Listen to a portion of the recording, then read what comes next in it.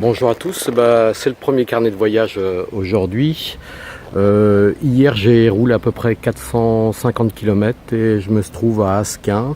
Je m'y plais bien, j'ai très bien dormi au niveau du terrain de camping, donc j'y reste une nuit de plus. Ça va me permettre de visiter le village de Vézelay, que je vais profiter pour découvrir aujourd'hui, et puis peut-être d'autres endroits, parce que vraiment c'est pêle-mêle au fur et à mesure de ma route que je découvre des choses. Hier on était à la fois à Clairvaux et puis à Colombey-les-Deux-Églises. C'est vraiment par hasard parce que ça se trouvait sur ma route. J'ai dit tiens bon, on va en profiter pour s'arrêter. Et puis en même temps ça m'a permis de découvrir tout le vignoble de Bar-sur-Seine. Allez, on y va ?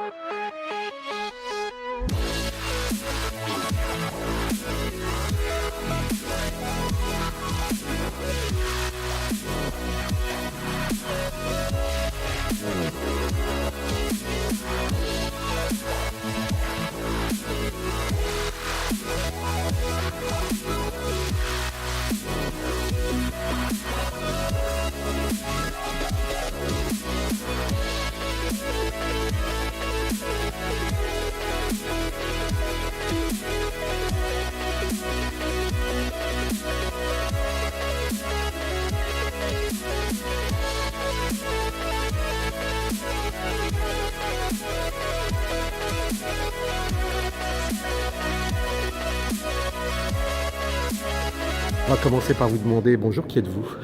Alors moi je m'appelle Thibaut, j'ai 34 ans et je suis séminariste, c'est-à-dire que je me prépare à être prêtre pour le diocèse de Sens et Auxerre, c'est-à-dire dans l'Yonne. Pendant les vacances, entre 2 années de formation, on m'a proposé de venir passer un mois ici pour bien mieux connaître ce lieu qui fait partie du diocèse et puis approfondir aussi tout ce qu'il y a à découvrir ici. Alors à côté de vous, 2 jeunes également. Marie, je suis Marie. D'accord. Et voici Corentin. Voilà. Alors pourquoi vous êtes ici ?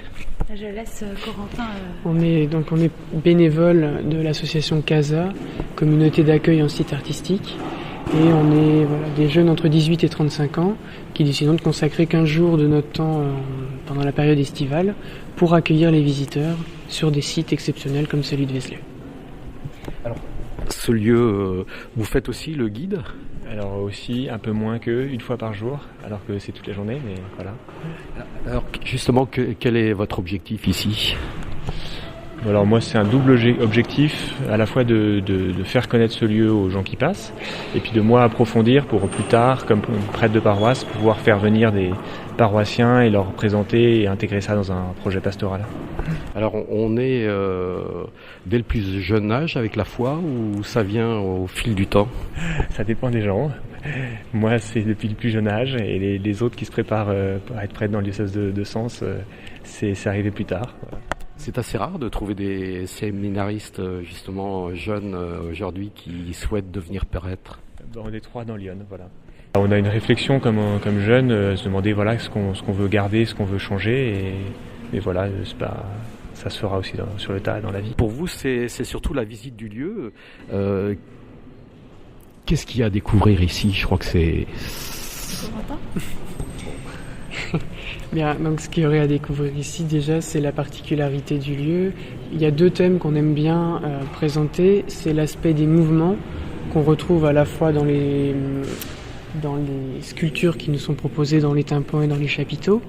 Et plus encore, plus visible, c'est la question de la lumière. Voilà, tous les jeux d'éclairage, également la pénombre du narthex qui évolue vers la clarté du chœur gothique. Voilà, c'est 2 grands aspects qu'on aime bien traiter. C'est surtout de l'architecture en fait. Eh bien, alors ça dépend parce que vous voyez, on est 4 sur cette communauté-là de 15 jours et on n'est pas tous experts en architecture. Donc on maîtrise juste les bases pour pas dire de bêtises aux visiteurs. Après, on accentue sur des thèmes avec lesquels on est plus à l'aise. Est-ce que que tu as quelque chose à compléter? Parce qu'on a notre caution liturgique. Thibaut, théologique.